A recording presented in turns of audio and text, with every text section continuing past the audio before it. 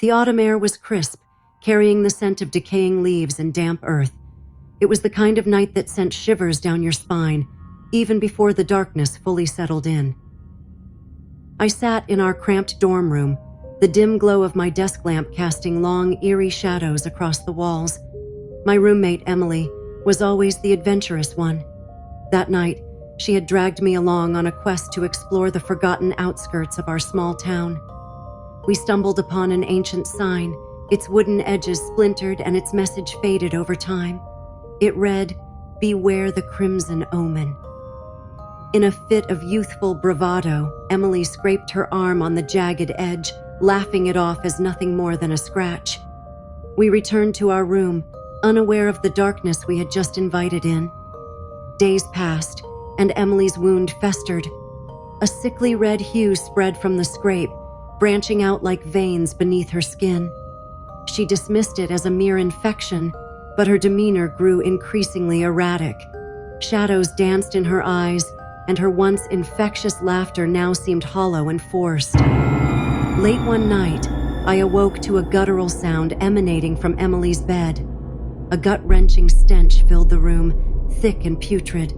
My heart pounded in my chest as I watched, frozen, as Emily lurched towards me, her eyes glazed over, a perverse hunger in their depths. Fear coiled around my spine, but instinct took over. I scrambled for anything within reach, my fingers closing around a heavy textbook. With trembling hands, I swung it towards Emily's advancing form. The impact made a sickening thud, and she crumpled to the floor. Panic surged through me as I backed away from the twisted figure at my feet. The reality of what I had just done crashed over me like a wave. Emily, my dear friend, was gone, replaced by this grotesque mockery of life. I stumbled out of the room, my breath ragged, my heart pounding in my ears.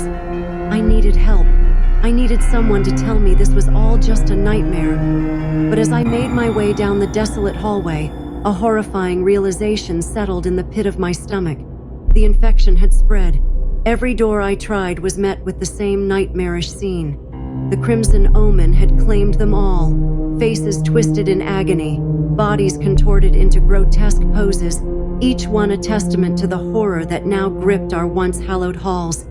Time lost all meaning as I navigated the blood-soaked labyrinth, desperation driving me forward. It was as if the very walls themselves pulsed with malevolence, whispering dark promises of my own fate. Finally, I found myself back in our room, the stench of death and decay still heavy in the air. Emily's body lay motionless, a grotesque reminder of the horrors that now roamed the halls. I knew what I had to do. With trembling hands, I searched for something, anything that could end this nightmare. My eyes fell on a shard of glass, a fragment from a shattered mirror. Gripping it tightly, I approached Emily's lifeless form. Tears streamed down my face as I whispered a final goodbye. Then, with a strength born of desperation, I drove the shard into her twisted heart. A shudder ran through her body, and then, mercifully, she was still.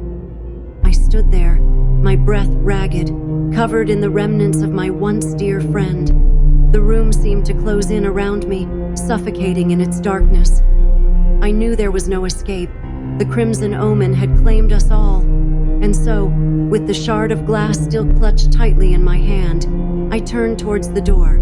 The horrors awaited beyond, but I would face them. I would not let the darkness consume me without a fight. In that wretched place, where the boundary between life and death blurred, I became a harbinger of the Crimson Omen. The halls echoed with the screams of the damned, but I pressed on, my steps resolute.